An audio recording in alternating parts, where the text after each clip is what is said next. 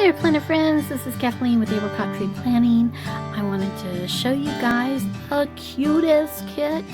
It is a Raggedy Ann kit, and I know that's a little old-fashioned, but I went to a kind of a workshop for women a few years ago, and the whole theme was Raggedy Ann, and it circled around that quote box, which is I'm just a Raggedy Ann in a Barbie doll world, which I loved because I'm not a fashion girl, and I so much more identify with Raggedy Ann and her soft cuddliness, her work clothes and work shoes, her crazy hair days, but also her tender heart that says love on it.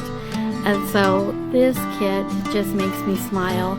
It is a remake of one that I had out a few years ago, or a year ago anyway, and just kind of updated it a little, and I think it turned out really, really cute. So if you're a Raggedy Ann fan, or somebody who, like me, doesn't identify with fashion girls, but identifies with a hardworking, soft, cuddly person, then please check out this cute kit. It's available for Erin Condren Happy Planner. I have a small little TN kit that works really great in TN's bullet journals or mini happy planners, and Leafy Treetop Planners too. Take care, y'all.